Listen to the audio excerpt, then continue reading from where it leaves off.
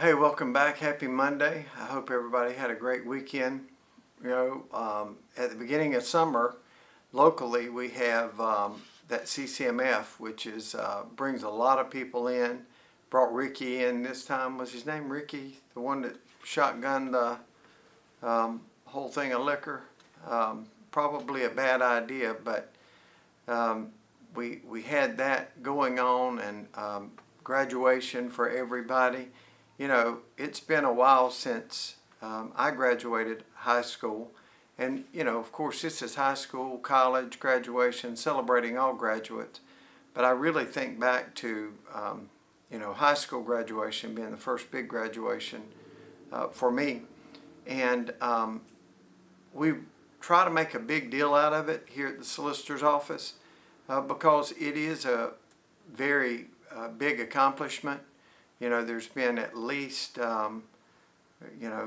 middle school and grammar school and now high school going into that. So it's a really, really big deal. But another thing, and it reminded me when I talked about CCMF for a second, way back when I graduated in the 80s, they started coming up with this idea of project graduation where the teachers would get all of the kids that were graduating from that class, and I was at Ainer, so it was a lot smaller class, but we would stay down there and have activities all night. We used to go to the water slide and stuff like that as a group. I realize now what they were trying to do and what we should do more of is if we can get our graduates through that first night, there's a lot of danger that comes with that first freedom and celebration. And nobody wants to rain on that parade, but we want to make sure that all of the promise and all of the hope that has been built up from kindergarten through 12th grade is not snuffed out, either by unfortunate charge or even worse, getting into an accident and hurting someone else or getting hurt yourself. And that can have, ramifications for whole families at the time. So we really don't want that. This past weekend was great. It's not to say that, with a place that this size there wouldn't be problems, somebody getting arrested, somebody, using a gun. But we didn't want to add to that with having young people, 17, 18, just getting out of high school, getting in a situation that was going to worsen the rest of their lives and keep them from, if they did get through it, to keep them from being able to maximize their earning potential. So it's not all about money, it's not all about that, but we do want to make sure that people don't make an impulsive mistake. So things like project graduation, having parties at home where you can make sure, and families, some of y'all, just as many of you now, have got juniors that will be graduating next year. I don't think it's ever too soon to go ahead and start thinking of how do I protect my kids in this 2 or 3 days that follow graduation to make sure that they don't get into a situation. CCMF was this weekend too. I just have already checked in on that. We had some alcohol-related, juveniles drinking underage type thing.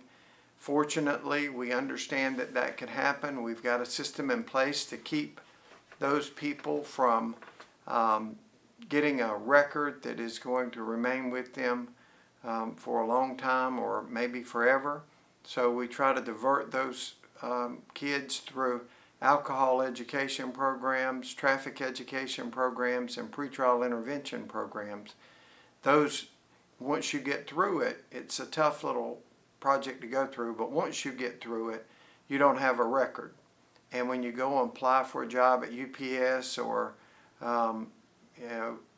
any place along the way, a governmental job, you don't have a record that would keep you from getting that job. So we try on many levels to work on those sort of things to keep from an arrest of being overly burdensome. I know you don't think about that with regard to prosecutors, but we really do want to protect these kids and want to protect their records going forward. And finally, I mean, it's a lot going on, right? The first week of June. But you've got the Democratic and the Republican primaries that'll take place tomorrow. I'm not going to be the best person to sit out and tell you who to vote for. What I will tell you is that voting is important. And if you haven't already voted, take part of your lunch break tomorrow. And now, if I were going to do it, I would take lunch early to not hit where the crowds are, or take lunch late. But try to get out and vote for the candidate of your choice. U.S. Senate's on the line, U.S. House. The governor's office, for the first time in 10 years, is going to be up for grabs.